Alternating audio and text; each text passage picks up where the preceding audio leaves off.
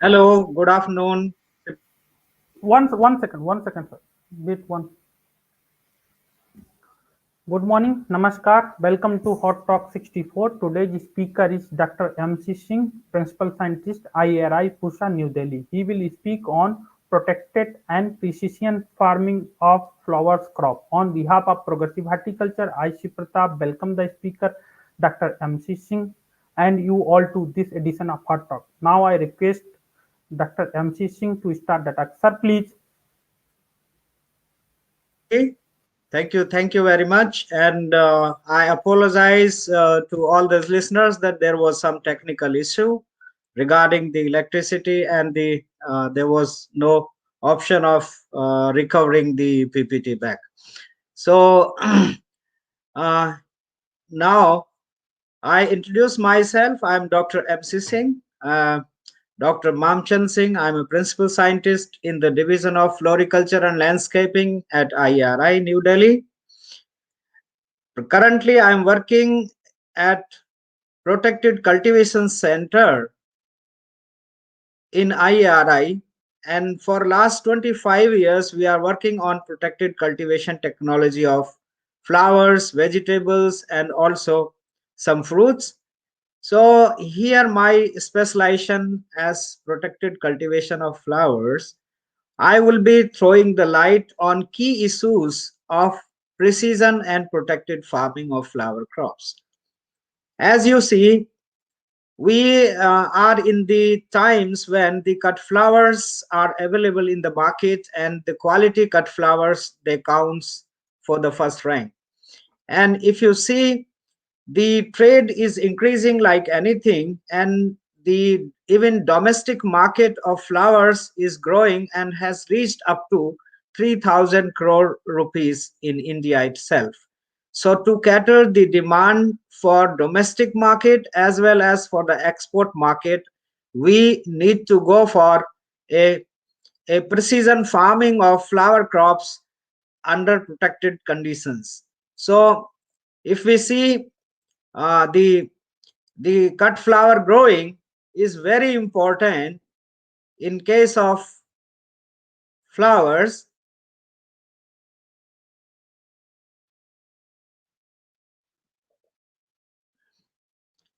And as you see, the precision farming is a very important, not only the precision farming but the precision management uh, of any crop, be it ornamental, be it a commercial product. So we need to understand the management part of the crop and also the application part, where the precision farming includes the right kind of plants, crops, varieties, and also the right stage of application of growth regulators, hormones, and the ambient or inside conditions of the growing system.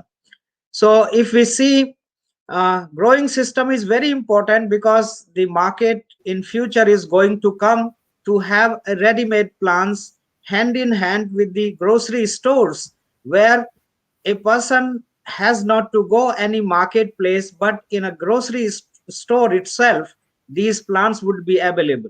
So now the concept of floriculture is changing, and we will see the market, upcoming market, with the varied kind of plants and flowers. So these flowers not only MC Singh, plants sir. with, yes please.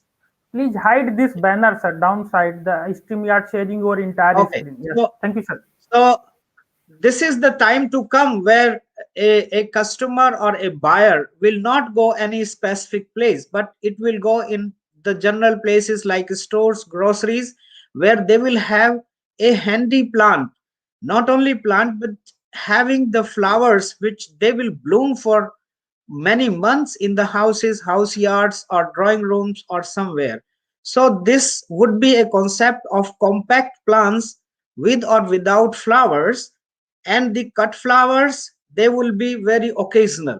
So the regular use of plants having the compact leaves, compact, the architecture of the plant itself, and to be utilized in the different places of the house and house yards. So this would be a concept in the future, that the precision cultivation of plants, ornamental plants and flowers would be in a fashion.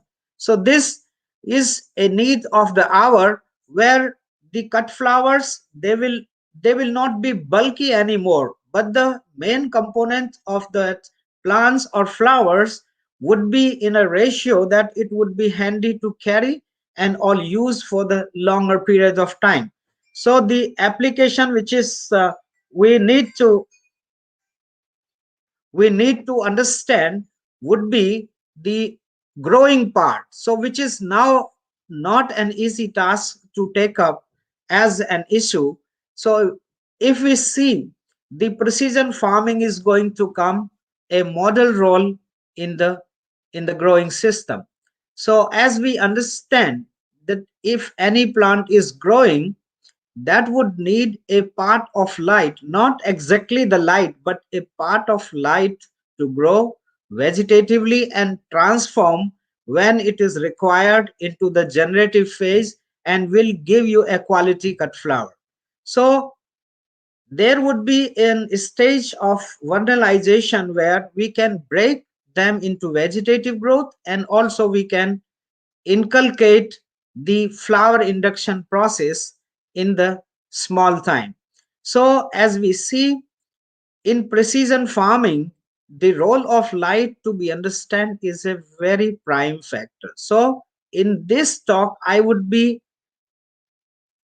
talking about more of management key factors in the protected cultivation, and also precision farming with or without protective structures, so that someone can understand the role of factors which they contribute in terms of productivity.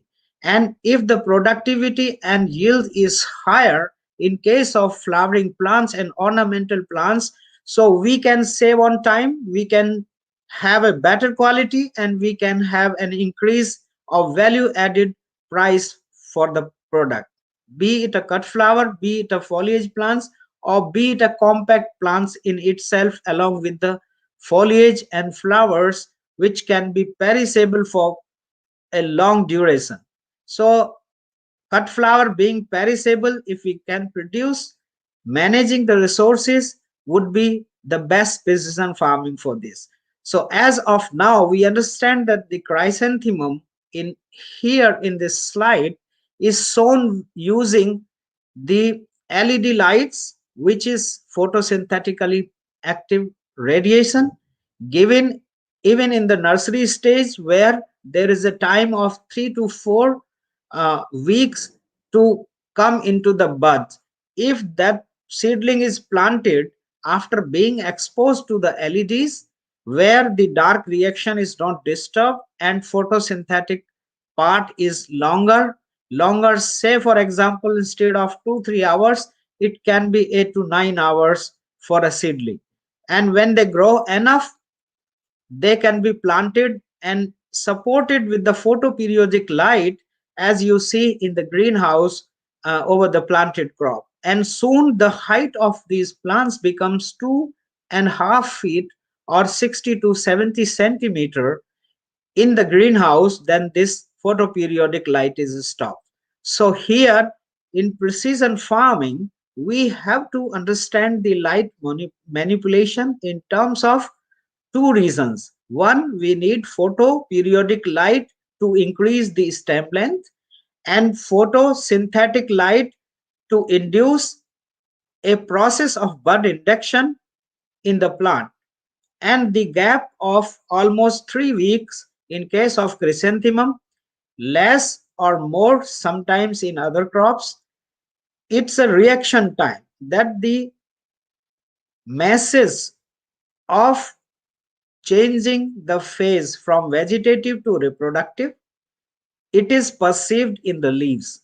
And this masses, because of a reaction to light, will travel to the apex, and it will take a transitional time of 3 to 4 weeks. And this is the time when we use this time period for photo induction or photoperiodic manipulation. Then we can have a 3 to 4 feet or 100 centimeter to 120 centimeter height of the plant in the greenhouse.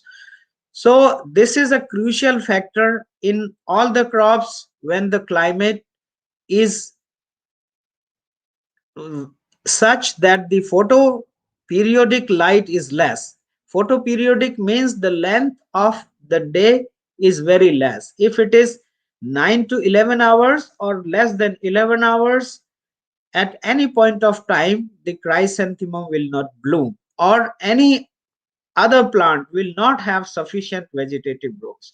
So soon we plant the seedlings, we need to know how much light is being intercepted at canopy.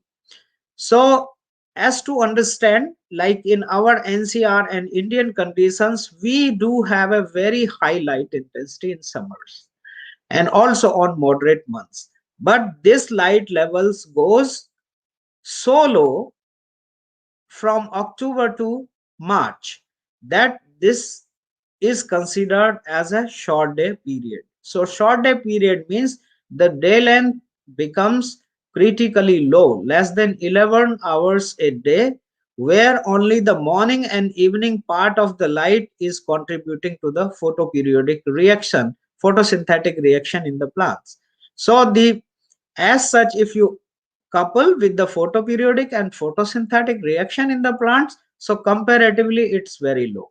And when the temperature rises and day length increases beyond 12 hours, say for example 13 hours and more, beyond March and before the October 20th, so that is the time when the light levels are very high. So it has been proven from the research that the light levels being high, they contribute more of UV portion of light. So UV portion of light, if it is more, then they will give stunting effect in the plant. So the GA3 accumulation would be very less as compared to the other auxins, and the plant elongation would be affected. So if we give a darkness in the greenhouse, the elongation would be higher because the accumulation of GA3 would be higher. In case of the short day period, when the light levels are high, then it accumulates more of GA3 because the lesser light intensity is another option of GA3 which can be exogenously applicable in the plants. So in case of chrysanthemum and also in roses, we see a stunted growth when the UV levels of lights are high as compared to the red and white roses. So this is the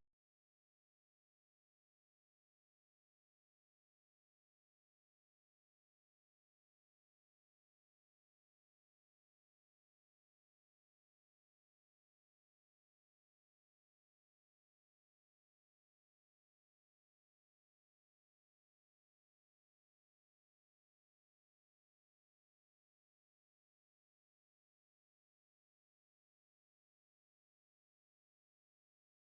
So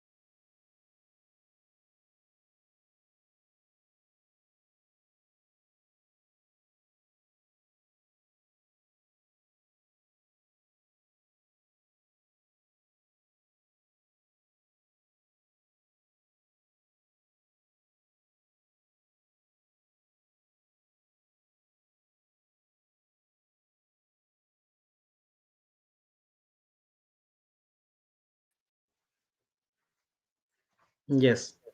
Yes, sir. Please share the PPT. Yeah, is it okay now? Yes, you are there, sir. Please share the PPT, sir.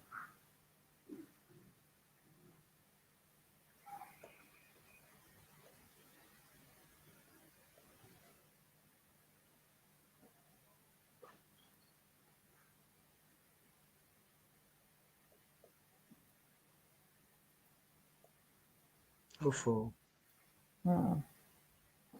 is it coming? You go on. You go on, sir. PPT. You minimize this and go on PPT. Yeah, you are talking on that slide, sir. Okay. You Is it can is start it on the coming? beginning, sir.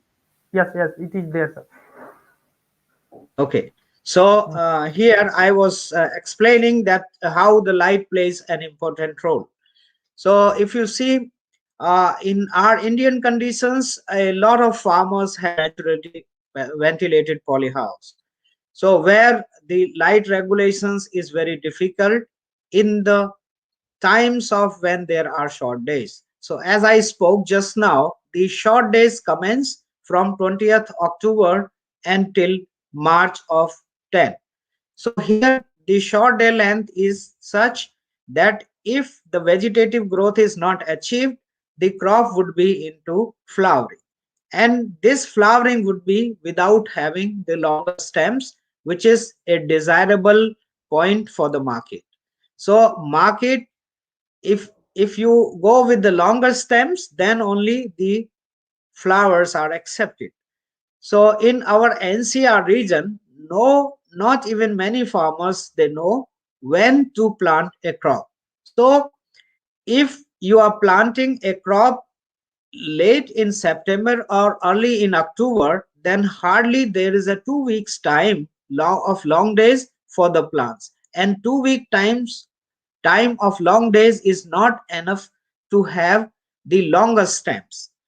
So we advise to the farmers, if you have planted your crop in the days 5th of August to 20th of August, then until 20th of October, you will have a 50 to 55 days time for your crop to grow vegetatively under natural light conditions. So in these conditions, you will have a crop where the plants they will have at least 60 to 70 centimeter height before being into the bud, and after bud is break and the flowers are opening for red, becoming ready for the market, then your plantation or your plants are achieving at least 80 centimeter to 100 centimeter stem length. So that is the time when you can regulate the light and the other hormone applications. If we say that you have planted a crop somewhere in October where the onset of longer days are gone and short days are commencing, so that is the time when you have to artificially equip your polyhouse or greenhouse with the photosynthetic and photoperiodic light as well. So if you see, the photosynthetic and photoperiodic lights, they are very important both ways. One to accumulate more of photosynthesis in the stems, and the another one is to break into the bud. So both ways, higher is the vegetative growth, the sometimes there is a delay in flowering.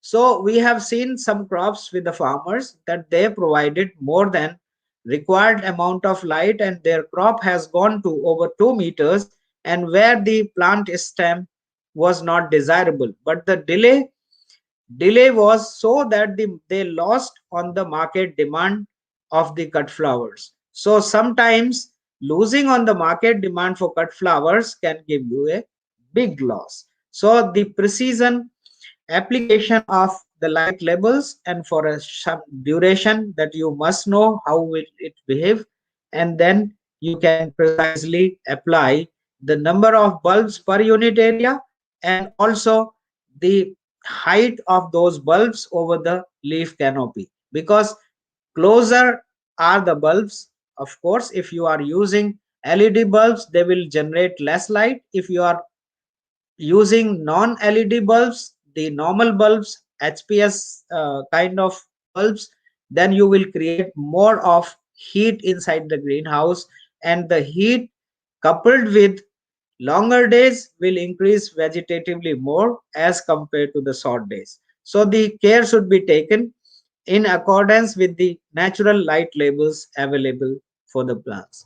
So if you see, the another crop is a very sensitive crop, which is gerbera, and gerbera does not have any stem in it, only leaves and rhizomes are there.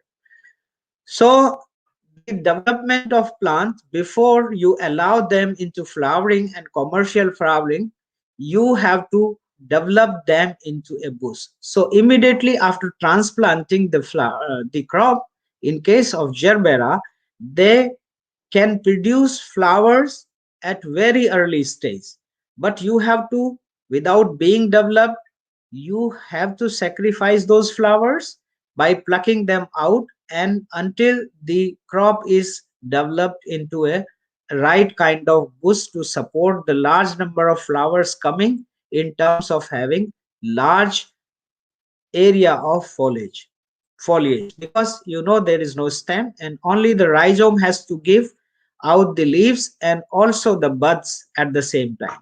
So as soon as the capitulum arises, initially up to 45 days you have to keep removing those shoots, and of course in the meantime you have to give the growth hormones. So the growth hormones applied at 200 ppm Na, and also 175 to 100 ppm GA3 is a best application to achieve a early bush development of the plants before you allow them to flower commercially. And you will see the commercial age of the plant would be longer as compared to the normal ones. So you have to apply in the beginning to make them a right kind of bushes, and then you can keep harvesting the flowers as soon as faster is the harvesting of flowers, then the large number or more number or regulated production of flowers you will get in your crop.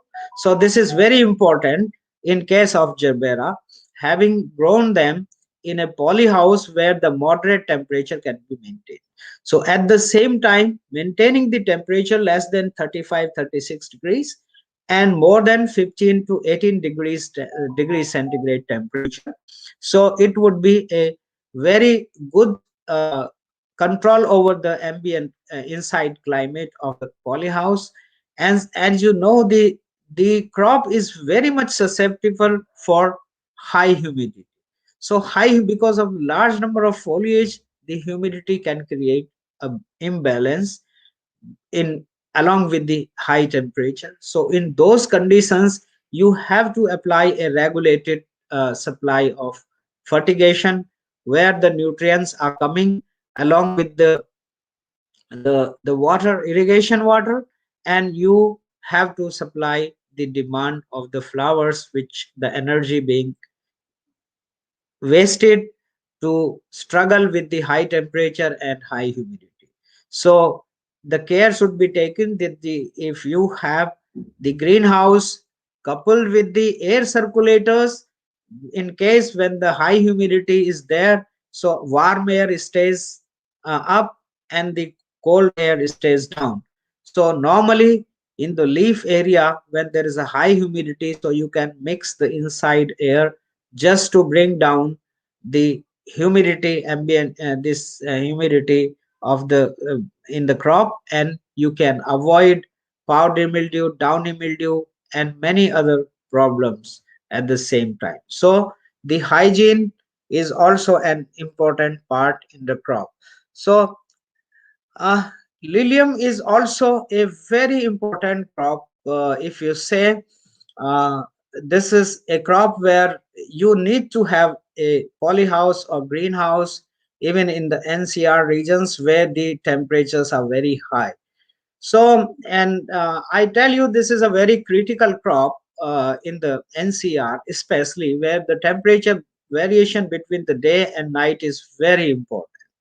So there is a conception that the planting more than 64 plants in 1 square meter. So there are key factors that the planting density should not be that high, that the plants, they are not properly aerated, they are not getting enough light, and also they they have too much of intermixing for the leaves and all.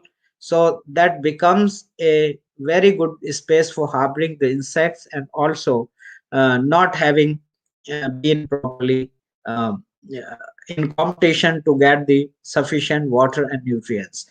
So we have seen this crop very closely, that the bulbous crops are very specific in terms of sprouting, and especially in case of lilium, when the sprouting takes place, the bud on the stem travels together with the growth.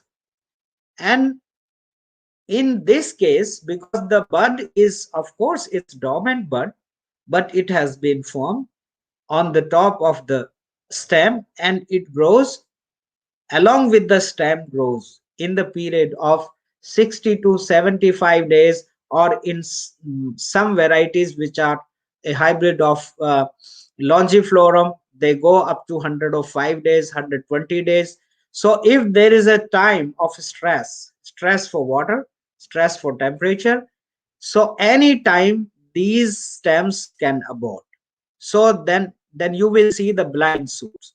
So if you are planting more than 64 bulbs per square meter, then there may be a condition arising that some of the shoots or some of the plants will remain blind. They will not have any any buds. So you have to sacrifice on them. If you are properly planting like 50 to 64 plants in 1 square meter, then there is a good hygiene in the crop, and the plants are healthy. This is one point. The another point is, if you are planting them late, again you will need the light. If you are planting somewhere in the second week of September, then this as compared to the chrysanthemum, this also requires light, but it requires low level of light, just to have the more of GA, indigenous GA in the stems, and to elongate enough. So though the nature of the plant is so that they have a very strong apical dominance to grow terminally, and you will not see, until unless there is a stress, you will not see any branching in the lilium. So these varieties are largely the hybrids of longiflorum, so they grow tall, and they will have a specific baking time to go into the reproductive phase, and they will have different number of blooms or buds at the apex.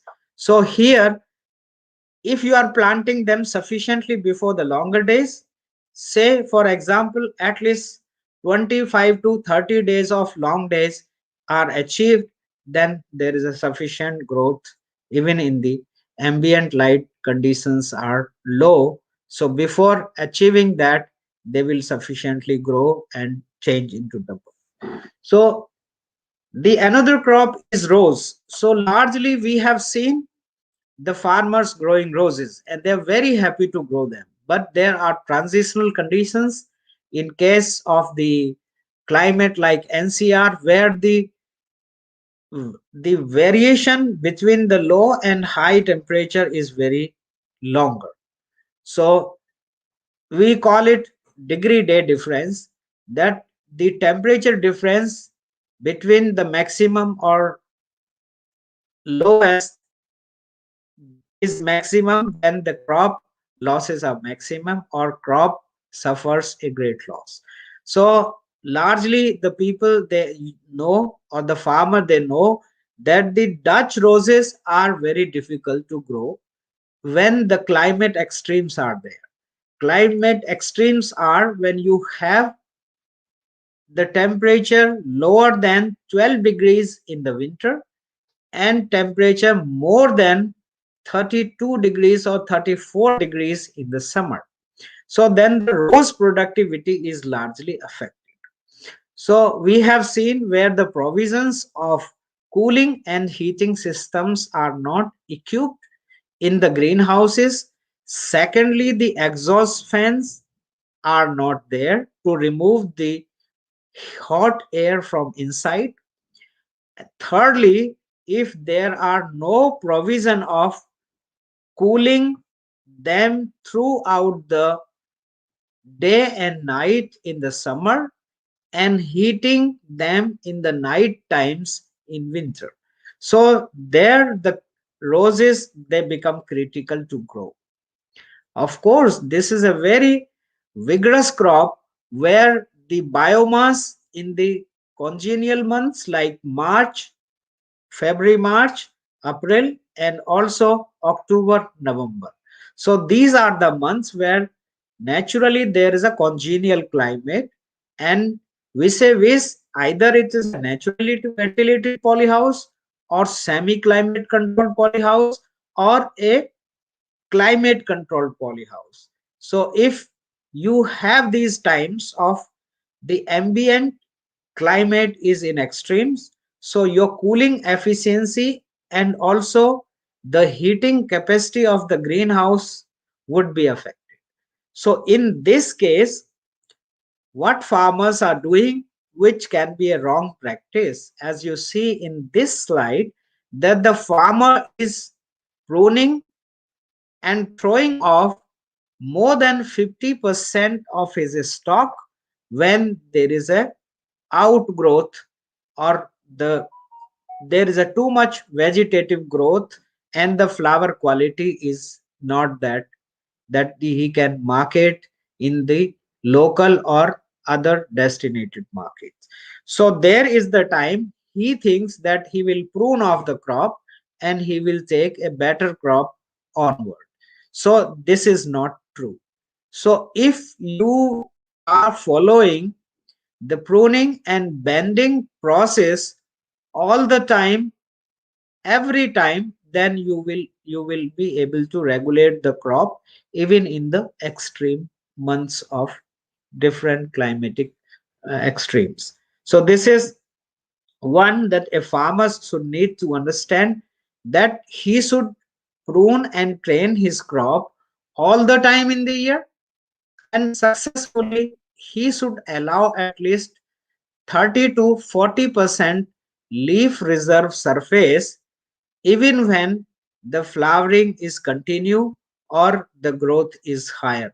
So that can be a success key for those who do not have any cooling system or heat cooling system in the summers and heating system in the winters.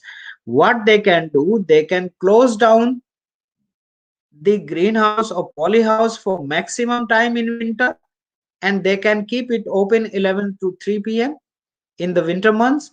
And if there are summer months, so only in the night time they can partially close their greenhouse, and early morning to late evening they can keep it open so that the warm air develops in the noon hours that can be easily removed, and provided there is a 70% ventilation for effective growing of the roses. So we have seen in the greenhouses or polyhouses, if they are equipped with the 60 to 70% ventilated area, then the crop is much effective as compared to the other months. So coupled with this, if you can regulate also the quantity of fertigation and also the nutrients, so this is more beneficial for the plants, because the extreme months, it does not mean that you will give more fertilizer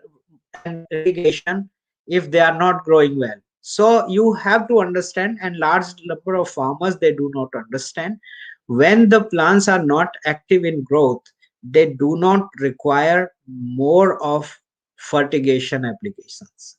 So that need to be cut down by 25 to 30% all the time, whether it's NPK or micronutrients. When they are active, then they require the more amount of fertilizers and irrigation. And vis-a-vis, you also have to understand, if the ET losses are high in the greenhouses, then you have to increase the number of applications of water, but the amount of water applied per day remains the same. So that is because there are continuously giving more high ET losses in the polyhouse to against the high temperature and also high uh, ambient losses. So it is to be seen that the number of irrigations can be increased, but the amount of water or fertilizers, that would remain the same over the along with the application. So per number of application. So this is one thing which need to be understand. So large number of polyhouses, we will see that there are too much of moisture. Either they will have an attack of powdery mildew and downy mildew, or they will have an algal growth in the polyhouse, which is not as hygienic and can invite a large number of insects and other fungal spores to germinate and spread faster when the weather or inside climate is convenient to spread and grow. So it is scientifically proven that if you have a greenhouse where the 100% climate can be controlled, so there is a potential to prune them off continuously, to take the harvest schedule in time. So where the experiments have already done that, the plants are grafted, and the graft union is not very close to the pruning and bending surface. So if we see the scientifically, because the roses, they are grafted, and the graft union plays a very important role. uh, if the pruning is surface is longer from the graft union, they will not give rise to the large number of shoots as compared to the closer ones. So these studies have shown uh, and published that if the roses are pruned, because large number of rose varieties, they are followed heading back after a certain time of harvesting, that if they become bush, like in 1 year or 1.5 year or 2 year, in Indian conditions, so they are heading back is a very common practice. So, and the another common practice is keep bending them. So, and in the climate where it is perfectly controlled, and also like our country in Pune, Nasik, Bangalore, where the climate around the year is almost same, and there is a high vegetative growth production in roses. So we need to cut back almost 30 to 40% of stems. Either they are unproductive or they are productive, or they are productive, they are in terms of cut flowers, they are harvested back. And if they are not productive again, or we do not want to take the flowers from them, but we do not want the overload on the plant itself, so we have to cut back. Or if we want to head back and rejuvenate the plant again, then we have to cut the entire plants off uh, from the above from the uh, graft union. So the experiment has proven that the pruning or bending process, if it is followed closest to the graft union, would give rise to the maximum number of shoots or sprouts immediately. So that is the normal practice when the climate control is perfect. What do you mean by climate control is the perfect? Is the maintenance of temperature in the ranges of 20 plus minus 2 degrees, the humidity being 60 to 65% all the time, and a light levels of 180 to 200 micromoles on the leaf canopy. So the intercepted light, if you see the photosynthetically active radiation, you can very well measure on the leaf canopy if the lights are being put artificial, or even if they are not artificial, there is a reflective light coming in, or a uh, the transfusion of light is perfect, say sometimes it's up to 90%, because the cladding material is of that kind, that up to 90% of light is intercepted and interfused to the plant canopy. And if this light being available is like 360 micromole, so then the vegetative growth would be very fast. If you are providing uh, below 180 micromole, then this vegetative growth would not be as huge as compared to the more light labels, but the stem will be more elongated. So more elongated stems means the internodal length would increase, but the number of pair of leaves, they would remain almost same or insignificant. So lower the light levels, the elongation is more. Higher the light levels, then the dwarfing effect is more. That is only because of more UV portion of light in the total spectra. So if we say the red and blue light is more, so large number of rose greenhouses, they are now equipped with the LED lights where the photosynthetic light portion is also more, so that the dark reaction of light is not affected, but they can produce a high number of sprouts, and also the stem length is longer, and you can have a early production in the different flushes.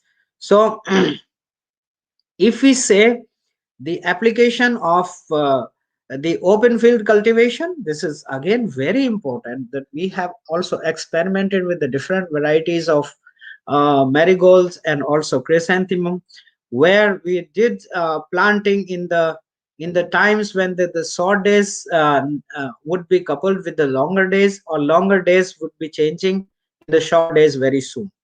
So the effect is, there are crops where the accumulation of photosynthesis is higher as compared to the other crops. How do we measure it? We measure it the biomass, the fresh weight compared to the dry weight.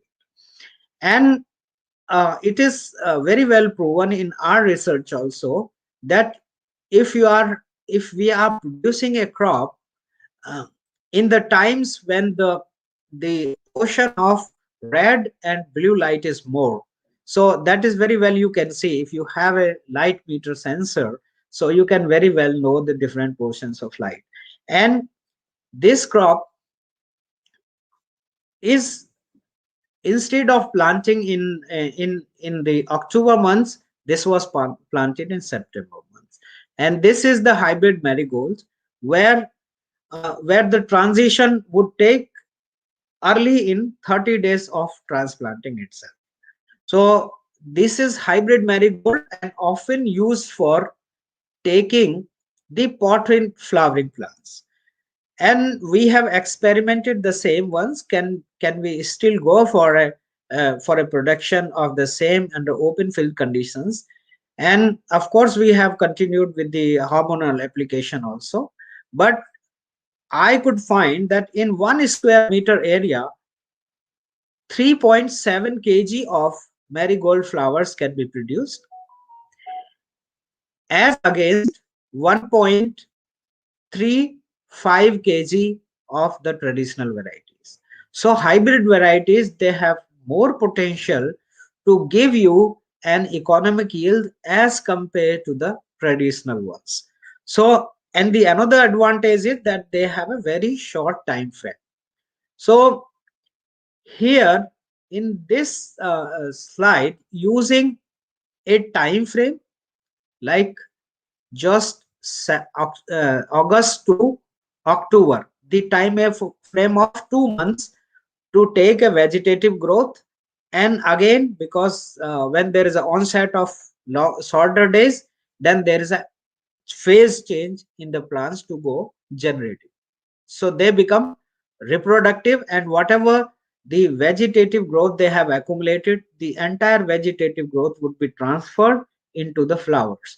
So here there was a critical remark in our study, although it was also confirmed by the student experiment, that producing only 56 gram of weight of leaves and stem. The entire stem and leaves were only 56 gram, but they could produce flowers of 150, on an average 152 gram. So it does means that they still have a capacity to produce twice of their weight in terms of economic yield. So the potential of the some crops is enormous in terms of giving you an economic yield. So provided their growing time can be regulated and the use of ambient climate can be taken over a period of time. So the advantage is that they can produce up to 62 days or 70 days time frame the entire crop, and this entire crop can be harvested in 70 days time. So where you can harvest almost 4 kg of flowers in 1 square meter area, and this crop can be economical for a farmer in terms of increasing the yields and also the income. So in case of the European greenhouses, where they are equipped with the all climatic controlled and precision parameters, and of course the pot growing, soilless growing is very common. So I had an experiment 10 years before on chrysanthemum, where I did use the photoperiodic light and also the photosynthetic light, where I did some experiments that over the period of time that the batches production was so efficient that I could harvest it, the one crop in almost 45 days time. So 45 to 52 days time is enough to produce a commercial crop if you can control on the temperature, the humidity, and the light levels both ways, photoperiodic as well as synthetic light, photosynthetic light, where the dark period is not affected, and dark period can be very effective to use the photosynthesis, which in the reaction of photosynthetic light we have used, and we can, it still there is a possibility to decrease the crop duration by 1 month in the as against the normal cropping system. So this is the technology where there is a possibility that we can still grow the same crop in the greenhouse 5 to 6 times as compared to 2 to 3 crops in 1 year, if we can have a precise control over the climate. So as you see, this is a now very costly technology going on in the world over, where the plants are like they are grown in an incubator. So the energy is very important, which is being used in the growing of plants. So the time has come where the renewable resources, are to discontinue. So the energy in the soil or down the soil, and the solar system, solar panel would be used to create a humidity and maintaining the temperature, and also to create a, an optimal lighting in and desired lighting in the system. So probably this is the future technology where the greenhouses now they are working on harvesting the ground heat to be used in the winter climate, or in the climate where the temperature goes even minus 20 degrees outside. So the cost of heating greenhouses or the poly houses would be very high. Suppose in future if we continue to grow flowers and also the very commercial crops in Uttarakhand, Himachal, and Leh Ladakh, or also the Northeast. So the time would come when the naturally available resources would be harvested and they can be used. Like in the daytime, we can have the solar power harvested to produce the light in the nights, and also in the day part when the light, natural light available is very less. So it's now going to come a future technology, and the warm air that will always travel to the greenhouse and can be distributed again in the entire greenhouse. So this would be possible to grow the future crops. And also the design, the greenhouse design is a part of precision farming, where the greenhouse structures, they would be surviving for 60, 50, 60 years without any maintenance, and they will be equipped with the solar panels on one side, the another side for light, and also they would be conserving the heat which is produced in the day. And the benches, the movable benches will be set with the plants, and the floors would be created. And these designs now have started working in Europe, and now they call it like the vertical models of and multi-flooring models of greenhouse industry, where not only the vegetable crops but also fruits crops and flower crops and ornamental plants, like as I said before in the first slide, that the time would come where the compact horticultural plants will be produced. Compact means the low height plants and the high volume plants. So that the multi-layer farming can be done with maximizing the resource use efficiency in terms of harvesting the sunlight from the solar roof panels and distributing this heat as well as lights to the growing in the inside the greenhouse. And also, if you say in the design would be such that even a person can walk, and this roof would be 100% insulated. So if the higher outside temperature is 45 degree, more than 45 degrees, or there are winds to the speed of more than 180 miles or 220 kilometers, then they would be resistant. And of course, a 100 kg man can walk easily on the roof, and similarly, the monkeys and all animals, they would not harm to the greenhouse roofs anymore in when they would be constructed in the near future. So this is the precision farming, where the structure will control the climate by itself. So the sensor equipped structures would be designed and are being designed. So now they are being put in the place, but initially the cost of these greenhouse structures or polyhouse structures is very high. But there is a possibility that in the two different layers, if you do not need the strong sun, the cladding material will be open and your greenhouse would be covered from the top.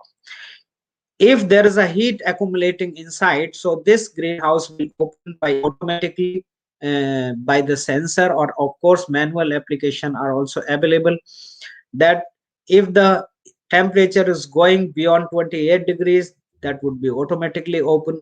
If the humidity levels are increasing more than 70 or 65%, then it would be automatically open. If the rain is giving an impetus from the top, the raindrops are have started coming, so this would be automatically closed. So the entire structure would be automatically closed when there is a wind speed more than this a limit, and also if there are rains coming or storms coming in and around the greenhouse or polyhouses.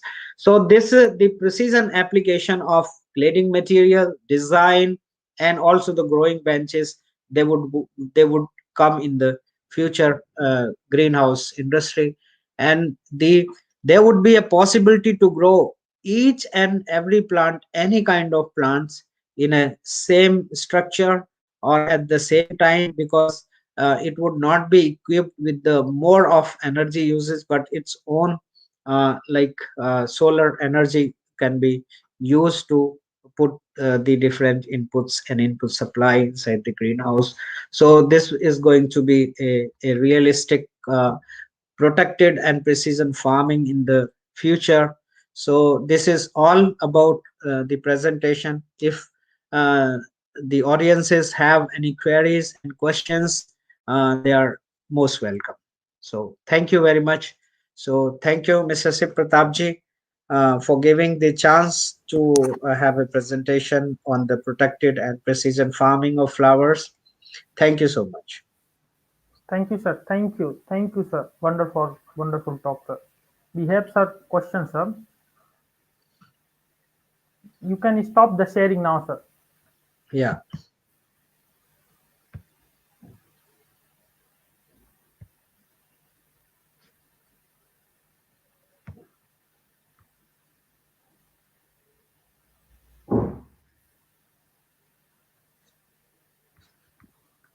Shailesh Kumar Rai, sir, he is asking questions, sir. Okay. Yeah. It is on your screen, sir. How much light is required per square meter? Uh, okay. So if I say how much light is required, because now we can very well measure the lightings for the different crops, and now the cladding material is also available. So if you say the worst part is the UV portion of light. So what we consider the available light for different crops is a PAR light, photosynthetically active radiation. So if you can have a PAR of around 220 micromole intercepted light at leaf canopy, this is more than appropriate in a condition when the light levels are very varying to the higher and more in the greenhouse. Yes, please. Sir, one another question, sir. Yeah, please. How many number of lights required per square meter area? So it depends on the capacity of the bulb. So earlier we used to have a 100-watt normal bulb per 4 square meter, but now we are using a 25-watt LED bulb for two bulb for 5 square meter.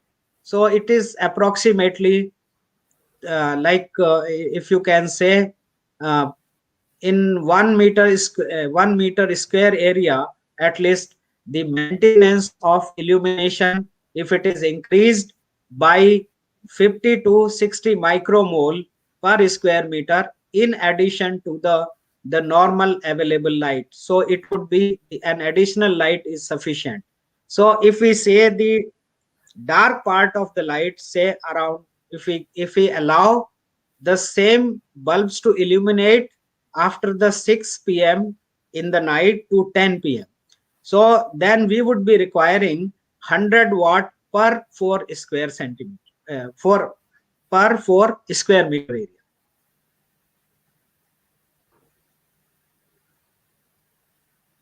Sir, Fahim, he is asking This, something. yeah. What type of flower plants would be better in open lens having temperature of 40 degree? I am from Marathwada. See, for the areas where the temperature is more than 40 degrees. So now there are varieties available. Like we have 2-3 varieties of chrysanthemum. The Gemla is one out of them, and it can very well flower even at 45 degree centigrade temperature. So I would recommend, if the humidity is not an issue and temperature is high, then, or if they can maintain the humidity levels up to 40 to 50%, then they can still grow the chrysanthemum if the temperatures are still high. So this and the another crop, tuberose, can be easily grown in your areas. So you can select the crop also according to the market demand available in your locality. Rishikesh Singh is commenting, sir, really is very much informative for all. Yeah, thank you. Thanks for him. Anurag Singh appreciating.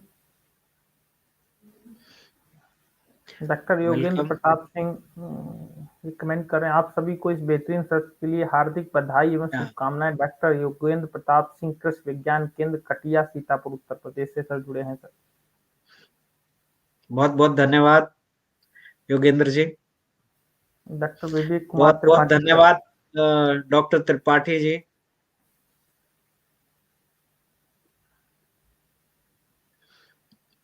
फिर से धन्यवाद Tripathi ji, Yogendra ji, Anmol Chaudhary ji. Thank you Faheem ji, thank you. और उम्मीद है कि महाराष्ट्र में तो सबसे अच्छी क्लाइमेट है फ्लावर उगाने के लिए, तो अगर वहां पर आप ट्यूबरोज उगाएं, और ट्यूबरोज अगर इत्र के लिए उगाएं तो बहुत अच्छा है, क्योंकि थोड़ा सा ज्यादा टेम्परेचर होने पर उसमें बहुत अच्छा एसेंस आता है। तो आप ट्यूबरोज वहां पर अच्छे से उगा सकते हैं। हाँ फहीम जी, बहुत बहुत धन्यवाद, thank you.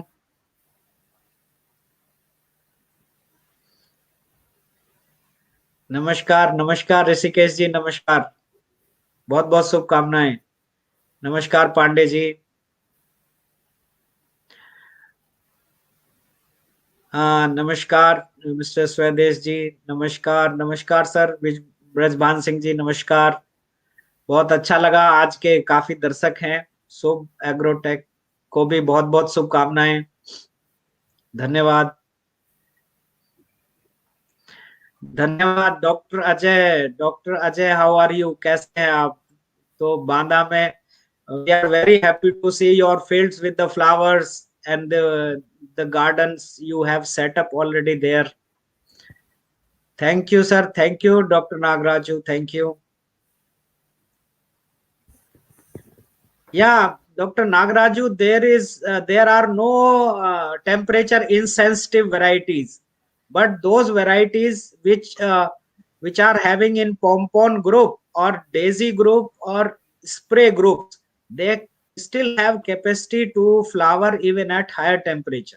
But as of now there are no photo insensitive varieties of chrysanthemum which can be grown for commercial farming.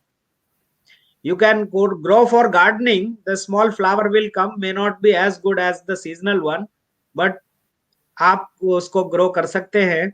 लेकिन insensitive for commercial growing, there are no such varieties available here. Thank you sir, thank you sir, thank you a lot sir. जी धन्यवाद जी शिव प्रताप जी, बहुत बहुत धन्यवाद, और बहुत बहुत शुक्रिया coordinate करने के लिए। तो टेक्निकल इशू के लिए हम अब सभी अपने ऑडियंसेस से we apologize on this part that we could not continue our talk because of technical reasons.